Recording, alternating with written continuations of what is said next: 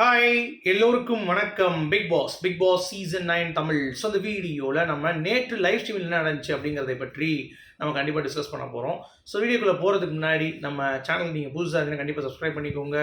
Video மறக்காமல் ஒரு like பண்ணிக்கோங்க. இப்போ நம்ம வீடியோக்குள்ளே போகலாம். ஸோ நேற்று லைவில் வந்து பார்த்தீங்கன்னா காலைல ஒரு வீடியோ போட்டிருப்பேன், அதிலே மேக்ஸிமம் கவர் பண்ணிட்டேன். அதில் கவர் பண்ணாத ஒரு 4-5 விஷயம் தான்.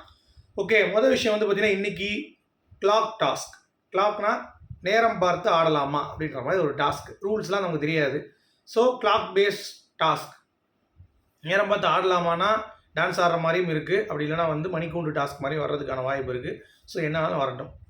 அடுத்து கேப்டனாக வந்து பார்த்தீங்கன்னா கானா வினோத் வந்திருக்கார் அப்படின்ற மாதிரி தகவல் வந்துச்சு. பார்வதி வந்துச்சு இன்றைக்கி வந்து ரூமரில் கானா வினோத் அவர்கள் கேப்டனாக இருக்காருன்னு சொல்லி வந்திருக்கு. ஸோ என்னன்னு தெரியல, எப்படி கேப்டன்ஷிப் நடந்துச்சா எப்படி இல்லை, அந்த ஓட்டிங்கில் பார்வதி தான் லீடிங்கில் இருந்தாங்க ஃபேன் ஜோனில். பட் எப்படி கானா வினோத் அப்படிங்கிறது எனக்கு தெரியல. ஸோ அது எப்படின்னு பார்ப்போம். அந்த 2 தகவல் வந்திருக்கு. சரி, கானா வினோத் அப்புறம் கிளாக் டாக்ஸ் அப்படின்ற மாதிரி. ஓகே, அடுத்து விஜய் சேதுபதி ஹோஸ்டிங் நம்ம வந்து கிழிச்சிட்டு இருக்கோம்ல வெளியே, அதே மாதிரி உள்ளே இருக்கிறவங்க கண்டுபிடிச்சிட்டாங்க. எஃப்ஜேலாம் வந்து பார்த்தீங்கன்னா நான் சாரி கேட்டுட்டு அவர் சொல்கிறதுக்கு எல்லாம் தலையாட்டி நான் இருக்கேன், நான் எதுவும் பேச மாட்டேன்னா அவருக்கு ஹோஸ்ட்டுங்கிறதுனால மரியாதை கொடுக்கணுன்ற மாதிரி சொன்ன உடனே இன்னொரு சொல்கிறாரு, இல்லைப்பா நான் எது கத்துறேன்னு கேட்டார், நான் எதனால் கத்துனேங்கிறத எக்ஸ்பிளைன் பண்ணவே விடல, அதுக்குள்ளேயே உட்காருன்ட்டாரு. எனக்கு அதெல்லாம் வந்து அப்போ தான் சொல்ல முடியாது, ஏன் கேட்க மாட்டாங்கன்னு தெரியலன்னு சொல்லிட்டு சொல்கிறாங்க. அப்போ கமருதீன் வந்து சொல்கிறான், ஆமாண்டா கரெக்டு தான், பேசக்கூடாது, கரெக்டாக தான் இருக்குன்னு. அமித் வந்து ஒரு விஷயம் சொல்கிறார். அப்போது என்னென்னா, இந்த மாதிரி இப்போ வாயில் வந்து பார்த்தீங்கன்னா காக்கா இது போகிறதுலாம் வந்து பெரிய வார்த்தையா, அது ஜாலிக்கு பேசுகிறது தான், அது கூட புரிஞ்சிக்க முடியல அப்படின்ற மாதிரி சொன்ன உடனே விஜய் சேது இதெல்லாம் பார்த்துட்டு இருக்காரு. ஸோ அடுத்த வாரம் அமித்து, கானா வினோத், கமருதீனுக்கும் எஃப்ஜேக்கும் செம்ம அடி இருக்குது அப்படிங்கிறது பார்க்க முடியுது. ஸோ கேஸ் தான். நைட் இது ஒன்று பேசிகிட்டு இருந்தாங்க. அடுத்து விக்ரம் அண்ட் கனி பார்வை பற்றி. சரியா, பாரு வந்து ஒரு பேட்டர்ன் வச்சுருக்கா. 4 பேட்டர்ன் தான் கேமு. அந்த 4 பேட்டர்னுக்குள்ள சுற்றுவா. ஒன்று நம்ம வார்த்தையை பிடுங்குவா, அந்த வார்த்தையை வச்சு அவள் ஒரு கேம் ஆடுவா. இது 2. சரியா, அது மட்டும் இல்லாமல் அவகிட்ட தான் நான் செய்கிறேன். இப்போது ஜாலியாக ஃபைட் பண்ணுவேன், எனக்கு அதெல்லாம் பிரச்சனை கிடையாது. என்ன கொஞ்சம் ஏவி விடுவா அப்பப்போ. பட் அதெல்லாம் வந்து பார்த்திங்கன்னா நம்ம வந்து சூனிய பொம்மை மாதிரி உட்காந்துக்கிட்டு அதை வந்து ஹேண்டில் பண்ணிக்கணும் அப்படின்ற மாதிரி வந்து பயங்கரமாக வந்து பேசிகிட்டு இருக்கார் விக்ரம். எனக்கு யார் கூட சண்டை போடணும் இல்லையோ, இவ கூட சண்டை போடணுன்றது உனக்கு ஒரு ஜாலியாக தான் இருக்கும் அப்படின்ட்டு.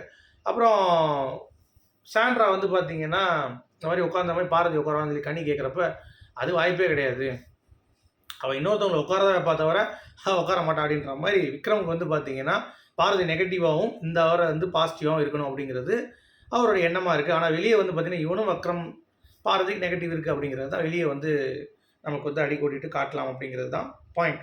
ஓகே, இதை பற்றி நம்ம பேசணும். அடுத்து சாண்ட்ரா ஒரு வாய்ஸ் கேமரா முன்னாடி நின்றுட்டு ஒரு முடிவு தான் என்ன அப்படின்னு சொல்லி பார்த்தீங்கன்னா, பிரஜன் சீக்கிரம் இன்னும் 35 நாள் தான், நான் கண்டிப்பாக அதுக்குள்ளேயே நான் வந்தாலும் வந்துடுவேன், அப்படி இல்லைனா நான் இருந்துட்டு வரேன், எனக்கு இந்த மாதிரி எதுவும் பிரச்சனை இல்லை, நான் ஓகேவா தான் இப்போ எனக்கு தெரிஞ்சு நான் நல்லா தான் இருக்கேன், பசங்க கொஞ்சம் நல்லா பார்த்துக்கோ, தாடிலாம் ஷேவ் பண்ணிட்டேன், முடியை கொஞ்சம் வெட்டி கொஞ்சம் அழகாக இரு, பார்க்குறதுக்கு பிள்ளைங்களுக்கு நல்லா கவனிச்சிக்கோ, நான் வரேன் கண்டிப்பாக அப்படின்ற மாதிரி வந்து சொல்லியிருக்காங்க. ஸோ எனக்கு தெரிஞ்சு இந்த முடிவு விபரீத முடிவாக இருக்குமா சாண்ட்ராக்கு, இனிமேல் கேம் அடித்து ஆடுவாங்க நல்லா அடித்து அப்படிங்கிறத அவன் பொறுத்துட்டு தான் பார்க்கணும். ஓகேவா, இது ஒன்று.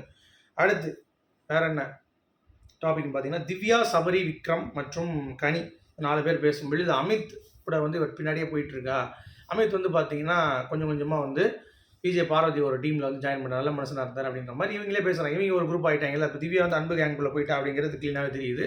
ஸோ அது வந்து அவர் சொல்கிறா, ஜெகன் மோகினி பேய் மாதிரி அப்படி பின்னாடியே போகிறா, உண்டு தான் வந்து ஷார்ட்ஸ் போட்டிருக்கா, அவர் ஹைட்டாக இருக்கார் அப்படின்ற மாதிரி சபரியும் நம்ம திவ்யாவும் வந்து பார்த்தீங்கன்னா வந்து கலாய்ச்சிட்டு இருக்காங்க. நான் வெளியே பார்க்கும்போது கொஞ்சம் பரவாயில்லாமல் இருந்தது, ஆனால் இங்கே உள்ளே வந்து பார்க்கும்போது பார்வதி வந்து ரொம்ப மோசமாக இருக்கா, பயங்கரமாக வந்து கேம் விளாட்றான்ற பேரில் ஒரு எமோஷனில் அடித்து விளாட்றா அப்படின்ற மாதிரி.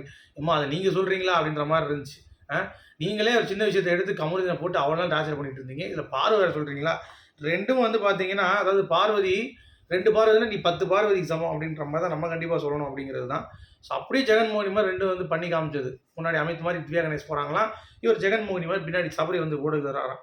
யாரா நீங்கள் அப்படின்ற மாதிரி தான் இருந்துச்சு. ஸோ இது ஒன்று நடந்தது அப்படிங்கிறது தான். அப்புறம் சாண்ட்ராவும் அமித்தும் வந்து பேசினாங்க ஒரு கான்வர்சேஷன்.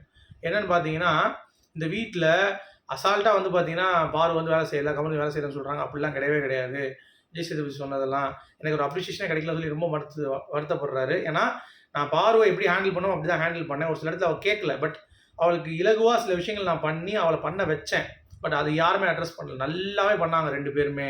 பார்வலாம் அவ்வளோ ஒர்க் பார்த்தா.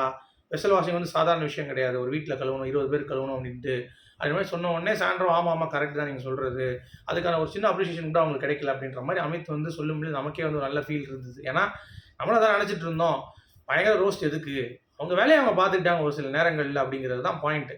அதை புரிஞ்சிக்காமல் சேதுபதி வந்து பார்த்தீங்கன்னா அமித்தை போய் திட்டுறது, பாரு கமருதீன் மைக் இஷ்யூவில் கூட அடிச்சிருக்கலாம், ஆனால் அமித்தை போய் திட்டிட்டு இருந்தது அப்படிங்கிறது அவரும் இன்னைக்கு வந்து நைட்டு லைவ்ல பயங்கரமாக ஃபீல் பண்ணுறாரு அப்படிங்கிறது பார்க்க முடிஞ்சுச்சு. ஸோ கொஞ்சமாச்சும் ஒரு அப்ரிசியேஷன் எனக்கு கிடச்சிருக்கலாம் அப்படின்ற மாதிரி வந்து பயங்கரமான ஒரு ஃபீலை வந்து பண்ணார் அப்படிங்கிறது தான் பாயிண்ட். ஓகேங்களா? ஸோ மற்றபடி வேறு எதுவும் லைவில் நடக்கலை சுவாரஸ்யமாக. ஸோ இதுதான் வந்து அப்டேட்டு. ஸோ எல்லாத்தையும் வந்து நான் வந்து உங்களுக்கு கொடுத்துட்டேன். உங்களுடைய கருத்துக்கள் வரவேற்கப்படுகிறது. ஓகே, ஸோ மீண்டும் அடுத்த வீடியோவில் கண்டிப்பாக சந்திப்போம். அது வரைக்கும் குட் பை, தேங்க்யூ.